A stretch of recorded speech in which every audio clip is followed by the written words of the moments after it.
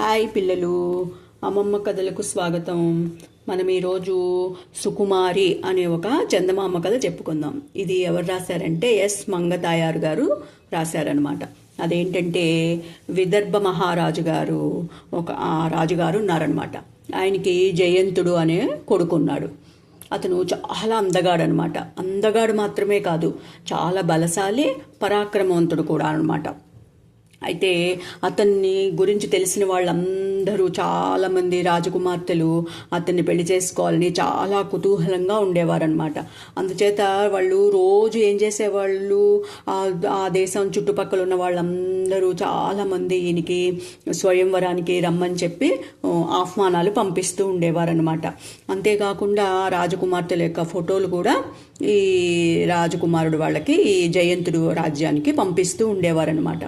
అయితే వాళ్ళకి నచ్చింది నచ్చలేదా అన్నది కూడా తెలియజేయమని చెప్తూ ఉండేవారనమాట. ఆ స్వయంవరానికి పిలిచిన వాళ్ళు కానీ, లేకపోతే ఫోటోలు పంపించిన వాళ్ళు కానీ.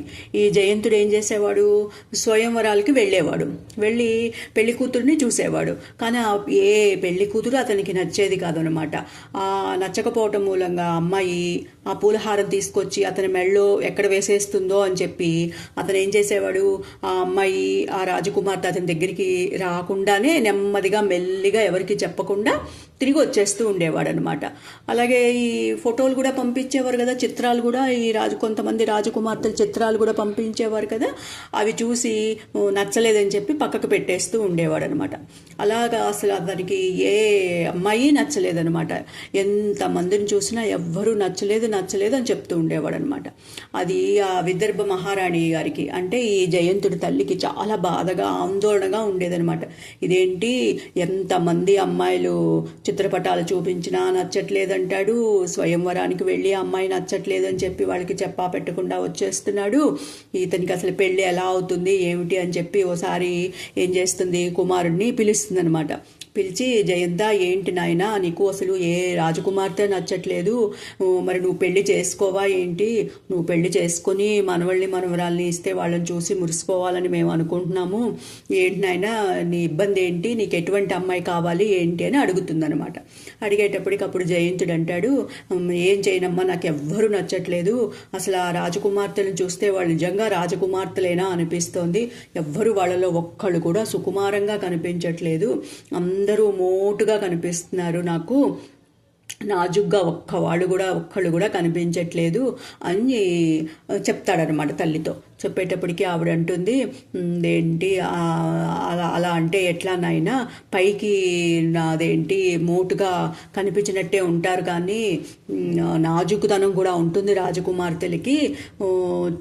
సరే, మరి నీకు ఎట్లాంటి అమ్మాయి కావాలో చెప్పావు కదా, అట్లాంటి అమ్మాయిని గురించి మనం ప్రయత్నం చేద్దాము, వెతికిద్దాము అని చెప్పి ఈ తల్లి చెప్తుందనమాట. సరే అని చెప్పేసి అతను వెళ్ళిపోతాడు జయంతుడు. అలా కొంతకాలం గడిచిన తర్వాత ఈ మహారాణి గారు ఏం చేస్తారు, కాశీయాత్ర పెట్టుకుంటారనమాట. యాత్ర పెట్టుకొని అందరితోనూ, అంతఃపురంలో ఉన్న వాళ్ళందరితోనూ ఆవిడ కాశీయాత్రకి బయలుదేరితే ఈ మహారాజు ఏం చేస్తాడు, తల్లికి సహాయంగా ఉండు అని చెప్పి తన కొడుకుని పంపిస్తాడనమాట, జయంతుడిని తల్లికి సహాయంగా. అయితే ఈ విదర్భ మహారాణి గారు వస్తున్నారు, యువరాజు కూడా వస్తున్నాడు అని చెప్పి ఆ కాశీరాణి గారు ఏం చేస్తారు, వీళ్ళకి స్వాగత సత్కారాలు చేసి వాళ్ళని ఆవిడ అంతఃపురంలోకి తీసుకెళ్ళి ఆవిడ అంతఃపురంలోనే వాళ్ళకి బస ఏర్పాటు చేస్తారనమాట. కాశీరాణి గారు ఏర్పాటు చేస్తే సరే వాళ్ళు అందులో ఉంటారు. ఈ కాశీ రాజ్యంలోనూ ఆ కాశీరాణికి ఒక చక్కని చుక్క లాంటి కుమార్తె ఉంటుందన్నమాట. చాలా అందంగా ఉంటుంది ఆ అమ్మాయి. అసలు ఎంత అందంగా ఉంటుందంటే ఆ అమ్మాయి బుగ్గలు గులాబీ కలర్లో, చక్కగా గులాబీ రేకుల్లాగా మృదువుగా చక్కగా ఉంటాయి అన్నమాట. చేతులు కూడా కలవకాడల్లాగా మెత్తగా ఉంటాయి. ఆవిడ నడుస్తూ ఉంటే అసలు మానస సరోవరంలో విహరించే రాజహంసలాగా కనబడుతుంది అనమాట చూసేవాళ్ళకి. అంత అందంగా, అంత బాగుంటుందన్నమాట. ఆ అమ్మాయిని చూసి విదర్భ మహారాణి గారికి చాలా ఇష్టం అవుతుందన్నమాట. ఎంత బాగుందో ఈ అమ్మాయిని కనుక మన జయంతుడికి పెళ్లి చేసుకుని కోడలుగా తీసుకెళ్తే చాలా బాగుంటుంది అని చెప్పి ఏం చేస్తుంది, జయంతుడిని రహస్యంగా పిలిచి, చూడు, కాశీరాణి గారి కుమార్తె ఆమె, ఎంత సుకుమారంగా ఎంత అందంగా ఉందో చూడు, ఆ అమ్మాయిని నువ్వు వివాహం చేసుకో అని చెప్తుందనమాట. చెప్పేటప్పటికి ఈ జయంతుడు అంటాడు, అవును నువ్వు చెప్తుంది బాగానే ఉంది, ఆ అమ్మాయి చాలా అందంగా ఉంది, కానీ ఆ అమ్మాయి ఎలాంటి అమ్మాయో ఏంటోను ఇదేంటి అని చెప్పి అంటాడనమాట. అనేటప్పటికి ఆవిడ అంటుంది, అదేమిట్రా అలా అంటావు, అసలు ఆ అమ్మాయి రాజకుమార్తెను, నిజంగా రాజకుమార్తెను, అలాంటి పిల్ల మనం 1000 సంవత్సరాలు తపస్సు చేసినా సరే మనకి లభిస్తుందా ఏంటి చెప్పు, ఎటువంటి అనుమానాలు పెట్టుకోకుండా ఈ అమ్మాయిని వివాహం చేసుకో నువ్వు అని చెప్పి ఆ తల్లి కుమారుడికి ఎంతో నచ్చ చెప్తుందనమాట. చెప్పి ఆవిడ ఇంకా ఏదో చెప్పబోతూ ఉంటే జయంతుడు వినిపించుకోకుండా అక్కడి నుంచి వెళ్ళిపోతుంది అనమాట. వెళ్ళి కాశీ రాణి గారి దగ్గరికి వెళ్ళి, ఏంటి మీతో మేము బియ్యం ఉండాలనుకుంటున్నాము, మీ అమ్మాయి మాకు చాలా బాగా నచ్చింది, మా అబ్బాయికి చేసుకుంటాము అని డైరెక్ట్గా అడిగేస్తుంది అనమాట ఈవిడ విదర్భ మహారాణి. అడిగేసేటప్పటికి ఆ కాశీరాణి అంటారు, అదేంటి మా అమ్మాయి చాలా సుకుమారి అండి, అంత సుకుమారమైన అమ్మాయిని చూసుకునే వరుడు కోసమే మేము వెతుకుతున్నాము, అందుకే మేము ఆ అమ్మాయికి స్వయంవరం కూడా ప్రకటించలేదు, చారుల ద్వారా అటువంటి అబ్బాయి కోసం, అటువంటి యువరాజు కోసం మేము వెతుకుతున్నాము అని చెప్పి చెప్తుందనమాట ఆవిడ. చెప్పేటప్పటికి అలాగానా అండి అని చెప్పి ఆవిడ ఏం చేస్తుంది, ఏంటి వెంటనే కుమారుడి దగ్గరికి వెళ్తుందనమాట. వెళ్ళి, నువ్వు ఎటువంటి భార్య కావాలని కోరుకుంటున్నావో అటువంటి భార్యే దొరికేటట్టుంది నీకు, ఈ కాశీరాణి గారి అమ్మాయి చాలా సుకుమారిట, ఆవిడ ఇప్పుడే చెప్పారు, నువ్వు అట్లాంటి అమ్మాయినే కదా కోరుకుంటున్నావు అని అంటుందన్నమాట ఆవిడ. అనేటప్పటికీ జయంతుడు అంటాడు, అందరూ అలాగే చెప్తారమ్మా, ముందు సుకుమారి అనే చెప్తారు, మనం సుకుమారి అవునో కాదో మనం పరీక్ష చేసి ఒక నిశ్చయానికి వచ్చి అప్పుడు మనం మాట్లాడాలి అంటాడనమాట. అనేటప్పటికీ సరే అని రాని ఎట్లాగా ఏమని చెయ్యాలి, పరీక్ష ఎట్లా చెయ్యాలి అని ఆలోచిస్తూ ఉంటుందన్నమాట ఆవిడ తల్లి, జయంతుడి తల్లి. అంతలో సాయంత్రం అవుతుంది. సాయంత్రం అయ్యేటప్పటికి 20 మంది పరిచారికులు ఏం చేస్తారు, 20 పరుపులు తీసుకుని రాజకుమార్తె పడుకునే మందిరానికి వెళ్తూ ఉంటారనమాట. వెళ్తూ ఉంటే ఈ విదర్భరాణి చూసి వాళ్ళని పిలిచి, ఏంటి ఇన్ని పరుపులు మీరు పట్టుకొని వెళ్తున్నారు, ఎక్కడికి ఏమిటి అని అడుగుతారు. అడిగేటప్పటికి వాళ్ళు అంటారు, మా రాజకుమార్తె అతి సుకుమారండి, 20 పరుపులు ఒకదానిపై ఒకటి వేసి పడుకోబెడతాము, లేకపోతే ఆమెకి నిద్ర పట్టదు అస్సలు అని చెప్తారనమాట. చెప్పేటప్పటికి విదర్భరానికి ఆ మాటలు చాలా విడ్డూరంగా అనిపిస్తాయి. ఏంటి వీళ్ళు ఎంత విడ్డూరంగా చెప్తున్నారు, పట్టు మంచం మీద మళ్ళీ పట్టు పరుపులు ఉంటాయి, ఆ పరుపుల మీద మళ్ళీ 20 పరుపులు ఒకదాని మీద ఒకటి వేస్తే కానీ ఈ అమ్మాయి నిద్రపోదా, అంత సుకుమారమా, ఇదేదో విడ్డూరంగా ఉంది, చూడాలని ఏం చేస్తుంది ఆవిడ, వాళ్ళ వెంటే బయలుదేరుతుంది అనమాట. వాళ్ళ వెనకాలే వెళ్ళేటప్పటికి వాళ్ళు ఈ పరుపులు తీసుకెళ్తూ ఉంటారు కదా ఈ పరిచారికులు, అందులో ఒక అమ్మాయి బఠానీలు తింటూ ఉంటుందన్నమాట. అందులోంచి ఆ అమ్మాయి చేతిలోంచి, తింటున్న అమ్మాయి చేతిలోంచి బఠానీ గింజ ఒకటి కింద పడిపోతుంది. కింద పడిపోతే ఈ విదర్భరాణి ఏం చేస్తారు, ఆవిడకి ఆ బఠానీ గింజ తీసుకుని చేత్తో పట్టుకుంటారనమాట. ఆవిడకి ఒక ఆలోచన వస్తుంది. అప్పుడు ఆ బఠానీ గింజ తీసి చేత్తో పట్టుకొని వాళ్ళతో పాటు లోపలికి వెళ్తారు. ఈ పరిచారికలు ఏం చేస్తారు, ఆ పట్టు మంచం మీద ఒకదాని మీద ఒకటి 20 పరుపులు వేస్తూ ఉంటారు కదా, ఈవిడేం చేస్తుంది, ఆ బఠానీ గింజని పరిచారికలు చూడకుండాను అడుగునున్న పరుపు కింద పెట్టేసేసి ఏమీ ఎరగనట్లు బయటకు వచ్చేస్తుంది అనమాట. అయితే రాత్రి అయిపోతుంది, తెల్లారిన తర్వాత ఈ విదర్భరాణి గారు ఏం చేస్తారు, ఆ కాశీరాజు కుమార్తెను చూడటానికని ఆవిడ వెళ్తుందనమాట. వెళ్ళేటప్పటికి ఆ అమ్మాయి రాత్రి అస్సలు నిద్ర పట్టని వాళ్ళు ఎలా ఉంటారు, బద్ధకంగా ఉంటారు కదా, అలా బద్ధకంగా కనిపిస్తుంది అనమాట.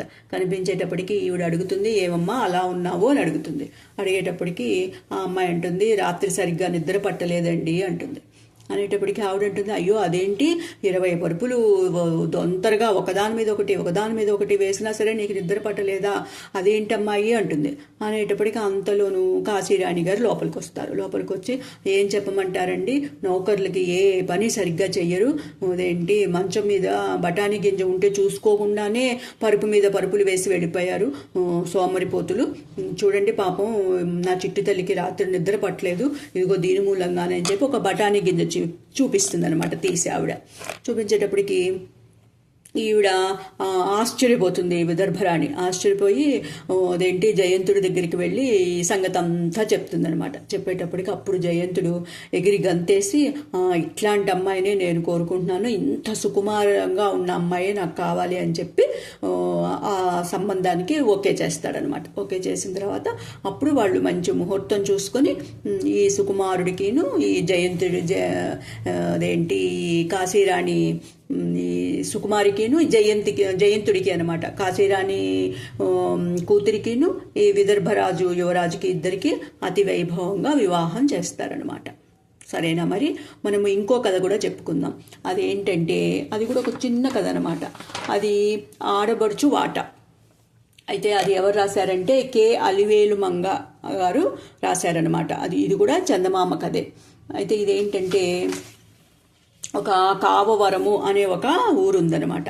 ఆ ఊరిలోనూ కామయ్య శెట్టి అనే ఒక అతను ఉన్నాడు. అతను వ్యాపారస్తుడు అనమాట. అతని భార్య పేరు ధనమ్మ. అయితే ఇతను కొంచెం పెద్దవాడు అయిపోయిన తర్వాత ఏం చేస్తాడు, వ్యాపారాలన్నీ కూడా కొడుకులిద్దరికి అప్పచెప్పేస్తాడనమాట. అప్పచెప్పేసి ఒకరోజు భార్యతో అంటాడు, అదేంటి ధనమ్మ, నువ్వు కూడాను నీ అదేంటి ఇంటి పెత్తనం అంతా కోడళ్ళకి అప్పచెప్పేసేసేయి, మన ఇద్దరము అలా రోజు గుడికి వెళ్ళి పురాణ కాలక్షేపం చేద్దాము, పురాణం అది విందాము అంటాడు. అనేటప్పటికీ ఈవిడేం చేస్తుంది, ధనాలు కూడా అమ్మాయి అలాగేనండి, పురాణము విందాము, ఏమైనా డబ్బులు ఇచ్చి వినాలా ఏంటి, మనము ఆ పురాణాన్ని ఊరికే వెళ్ళి కూర్చొని వినటమే కదా, దానికేం అభ్యంతరం, వస్తాను అని చెప్పి రోజు భర్తతోనూ గుడికి వెళ్ళి ఆ గుళ్ళో సూర్యశాస్త్రి గారు చెప్తున్న పురాణం వింటూ ఉంటుందన్నమాట. అయితే ఆ పురాణము అదేంటి పూర్తయ్యే వరకు కామయ్య ఎంతో శ్రద్ధగా వింటూ ఉండేవాడు అనమాట. కానీ ఈవిడికి మటుకి ఒక్కొక్కసారి చాలా విసుగ్గా ఉండేదనమాట. ఎప్పుడెప్పుడు వెళ్ళిపోదామా ఇంటికి అనిపించేది, కానీ వెళ్ళేది కాదు. అలాగే ఓర్పుగా కూర్చునేది అనమాట. ఎందుకంటే పురాణం అంతా అయిపోయిన తర్వాత వాళ్ళు ప్రసాదం పెట్టేవారు అనమాట. ప్రసాదం ఏమిటి, వడపప్పు కానీ, లేకపోతే కొబ్బరి ముక్కలు కానీ, అరటి ముక్కలు కానీ, అరటిపండు ముక్కలు అనమాట. అట్లాంటివి ప్రసాదంగా పెట్టేవారనమాట. అవి వాటిని తీసుకొని ఆవిడ ఇంటికి వెళ్ళేదనమాట. ఇంటికి వెళ్ళి కూతురికి ఇచ్చేది. అందుకని ఆవిడ పురాణంలో ఒక్కొక్కసారి విసుగొచ్చినా కూడా ఇంటికి వెళ్ళిపోకుండా చివరిదాకా కూర్చుని ఆ పురాణం వినేదనమాట. అలా రోజు ప్రసాదం తీసుకొచ్చి ఆ కూతురి చేతిలో పెడుతూ ఉండేది. అయితే ఒకసారి ఈ కామయ్య అది గ్రహించి అంటాడు, అదేంటి ప్రసాదం రోజు తీసుకొచ్చి అమ్మాయి చేతిలోనే పెడుతున్నావు, కోడళ్ళు ఉన్నారు కదా ఇద్దరు, వాళ్ళకు కూడా పిలిచి పెట్టాలి, అలాగా నువ్వు పక్షపాత బుద్ధి చూపించకూడదు, ఇదేంటి కోడళ్ళను కూడా కూతురులాగానే చూసుకోవాలి అని చెప్తాడనమాట. చెప్పేటప్పటికి ధనమ్మకి అమ్మో భర్త తెలిసిపోయింది, నేను ఇలాగ చేస్తున్నానని మగవాళ్ళందరికీ కూడా తెలిసిపోయి ఉంటుంది, కొడుకులు కనుక తెలిసి ఉంటే తల్లి మీద గౌరవం పోతుంది వాళ్ళకి, మనం చాలా జాగ్రత్తగా ఉండాలి, ఇలాగా పంచే పద్ధతుల్లో మట్టుకి మనం చాలా జాగ్రత్తగా ఉండాలి అని చెప్పి ఆవిడ అనుకుంటుంది అనమాట. ఆ మరునాడు పురాణానికి వెళ్తుంది కదా. ఆ పురాణంలో ఆ సూర్యశాస్త్రి గారు ఆ రోజు శ్రీరాముడు జననం గురించి చెప్తూ ఉంటారనమాట. చెప్తూ ఇలా చెప్తారు, ఏమని, దశరథ మహారాజు పుత్రుల కోసము పుత్రకామేష్టి యాగం చేస్తున్నారు. ఆ యాగము పూర్తి అయ్యేటప్పటికి ఆ హోమగుండంలోంచి అగ్నిహోత్రుడు వచ్చి రాజుగారికి ఒక పాయసం గిన్నె ఇచ్చారు. ఈ గిన్నెలో పాయసం తీసుకెళ్ళి నీ భార్యలకి ఇవ్వు, వాళ్ళకి పిల్లలు పుడతారు అని చెప్పాడు ఆయన. ఈ దశరథ మహారాజు గారేమో ఆ పాయసం గిన్నె తీసుకెళ్ళి భార్యలకి ఇస్తారు. ఇచ్చేటప్పుడు పెద్ద భార్యకేమో ఆ ఇచ్చిన పాయసంలో సగం ఇస్తారు, మిగిలిన సగమేమో మూడో భార్య అయిన కైకేయికి ఇస్తారు. కానీ మధ్యలో ఉన్న భార్యకి సుమిత్రాదేవికి ఏమీ ఇవ్వరు. సుమిత్రాదేవి అంటే చాలా ఇష్టం దశరథ మహారాజు కానీ అందరూ అనుకుంటారు, కానీ ఆవిడికి మటుకి ఇవ్వరు పాయసము. ఎందుకనంటే ఎలాగూ పెద్ద భార్యను చిన్న భార్య వాళ్ళకిచ్చిన భాగాల్లో సగం సగము ఆవిడికి ఇస్తారని తెలుసు దశరథ మహారాజుకి. అందుకనే అలా ఇస్తే ఈవిడికి ఎక్కువ భాగం వస్తుంది కదా, ఇద్దరు సగం సగం ఇచ్చేటప్పటికి అలా ఆలోచించి ఆయన ఆవిడికి ఇవ్వటం మానేస్తారు. అందుకని వాళ్ళు అయ్యో ఇవ్వలేదు అని చెప్పి కౌసల్య తనకిచ్చిన భాగంలో సగభాగము సుమిత్రకి ఇస్తుంది. కైకేయి కూడా అలాగే తనకిచ్చిన భాగంలోంచి సగభాగము పాయసం సుమిత్రాదేవికి ఇస్తుంది. అందుకనే కౌసల్యకి కైకేయికి ఒక్కొక్క కుమారుడే పుడతారు. కానీ సుమిత్రాదేవికి మటుకి 2 భాగాలు ఆవిడ పాయసం తీసుకోవటం మూలంగా ఆవిడకి 2 పిల్లలు పుడతారు. దశరథ మహారాజు యొక్క తెలివితేటలతో అట్లాగా ఎవరికి ఎటువంటి ఇబ్బంది కలగకుండా అలా చేశారు అని చెప్పి ఆ పురాణం చెప్పి ఆయన ఏదో చెప్తారు. అట్లా చెప్పేటప్పటికి ఈవిడేమని ఊహించుకుంటుంది, ఓహో దశరథ మహారాజు గారు చాలా తెలివితేటలుగాను అట్లా చేశారు, ఎవరికి ఏమీ అనుమానం రాకుండాను. అందుకే ఆయనకి ఇష్టమైన భార్యకి 2 భాగాలు వచ్చాయి. అట్లాగే మనం భాగాలు పంచేటప్పుడు మనం కూడా చాలా తెలివితేటలుగా పంచాలి, ఎవరికి అనుమానం రాకూడదు ఈవిడికి అర్థమవుతుంది. ఆయన చెప్పింది ఒకటైతే ఈవిడికి ఇంకో రకంగా ఈ విధంగా అర్థమవుతుంది అనమాట. అర్థమయ్యి ఆవిడేం చేస్తుంది, ఆ రోజు పురాణం అంతా అయిపోయిన తర్వాత ఎప్పుడు కొబ్బరి ముక్కలో అరటిపండు ముక్కలో లేకపోతే వడపప్పు ఏదో పెట్టేవారు కదా, కొంచెం కొంచెం పెట్టేవారు. ఆ రోజు ఏం చేస్తారు, అందరికీ పూర్తి పండు ఒక్కొక్కరికి ఒక్కొక్క పండు ఇస్తారనమాట ప్రసాదంగా. అయితే ఈ భర్త కూడా రోజు ఏం చేస్తాడు, ప్రసాదం ఇవ్వగానే ఈ కామయ్య భార్య చేతిలో పెడతాడనమాట. అలాగే ఈరోజు కూడాను ఆ పండు ఆవిడ చేతిలో పెడతాడు. ఆవిడ ఏం చేస్తుంది, ఆ 2 పళ్ళు తీసుకొని ఇంటికి వస్తుంది. ఇంటికి వచ్చి రాగానే కోడళ్ళని పిలుస్తుంది అనమాట. ఎవర్రా ఎక్కడున్నారు, రండి ప్రసాదం తీసుకుందరు కానీ అని గట్టిగా కేక పెట్టి పిలుస్తుంది అనమాట. పిలిచేటప్పటికి ఈ కోడళ్ళు ఆశ్చర్యంగా ఇదేంటి రోజు ఈవిడ ప్రసాదం కూతురికి ఇస్తుంది, ఈరోజు మనల్ని పిలుస్తోంది ఏంటి ఈవిడ అని చెప్పి గబగబా ఆవిడ దగ్గరికి వస్తారు. వచ్చేటప్పటికి ఆ ధనం ఏం చేస్తుంది, పెద్ద కోడలికేమో ఒక పండు చేతిలో పెడుతుంది, 2వ కోడలికి 2వ పండు చేతిలో పెడుతుంది అనమాట. పెట్టేటప్పటికి వాళ్ళు ఆశ్చర్యంగా అదేంటి అత్తయ్య రోజు మీరు ప్రసాదం తీసుకొచ్చి ఆడబొడుచుకే ఇస్తూ ఉంటారు, ఈరోజు ఏంటి మాకు ఇచ్చారు అని అడిగేస్తారు వాళ్ళు. అడిగేసేటప్పటికి ఆవిడ అంటుంది, అదేమీ లేదు, రోజు అంటే ఏదో ఇంత కొంచెం ఏదో ఒక అరటిపండు మొక్కో ఒక కొబ్బరికాయ మొక్కో లేకపోతే ఏదో కొంత వడపప్పు ఇంత పిసరు ఇచ్చేవాళ్ళు, అది మీకు ఇస్తే ఏముంటుంది, చేతికి మూతికి అంటుకోవడం తప్ప మీకు మూతి చెయ్య కడుక్కునే శ్రమ తప్ప ఏమీ మిగలదు. అందుకని నేను రోజు ఏదో దాని చేతిలో అలా పెడుతున్నాను, ఇవాళ పూర్తి పండిచ్చారు, అందుకని మిమ్మల్ని పిలిచి మీకు ఇస్తున్నాను, అందుకని మీకు ఇచ్చాను అని చెప్పి తెలివిగా చెప్తుందనమాట. చెప్పేటప్పటికి అప్పుడు వాళ్ళు అంటారు, అయితే మరి ఆ అత్తగారు ఆడపడుచుకి ఎట్లా ప్రసాదము అంటారనమాట. అనేటప్పటికీ ఈ అత్తగారు అంటుంది, దాంతేముంది, మీరిద్దరూ మీకు ఇచ్చిన దాంట్లో సగం దానికి ఇవ్వండి సరిపోతుంది అని అంటుంది. అనేటప్పటికీ సంతోషంగా కోడళ్ళు ఏం చేస్తారు, వాళ్ళిద్దరికి చెరువు పండు ఇచ్చింది కదా ఆవిడ, పెద్ద కోడలు తన పండులో సగం కోసి ఆడపడుచుకి ఇస్తుంది, 2వ కోడలు కూడా ఆవిడ పండులో సగం కోసి ఆడబొడుచుకి ఇస్తుంది. అప్పుడు ఆడబొడుచుకి ఎన్ని అయ్యాయి, 2 సగాలు కలిపి ఒక పండంతా అయిపోయింది కదా. ఈ అమ్మాయికి ఎక్కువ వచ్చింది కదా భాగము. ఆ అత్తగారు మనసులో నవ్వుకుంటూ ఉంటుందన్నమాట. అందుకే పెద్దవాళ్ళు పురాణాలు వినాలి, చదువుకోవాలి అని చెప్తూ ఉండేవారు. పురాణానికి వెళ్ళటం మూలంగానే కదా అది వినటం వల్లనే కదా నాకు ఇన్ని తెలివితేటలు వచ్చాయి, ఎవ్వరికి అనుమానం రాకుండా నా కూతురికి ఎక్కువ భాగం వచ్చేటట్టు నేను చూసుకోగలిగాను అని ఆవిడ మనసులో ఎంతో మురిసిపోతుందన్నమాట.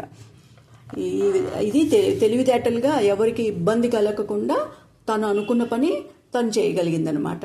సరేనా మరి, కథ కంచికి మనం ఇంటికి. Bye bye, good night.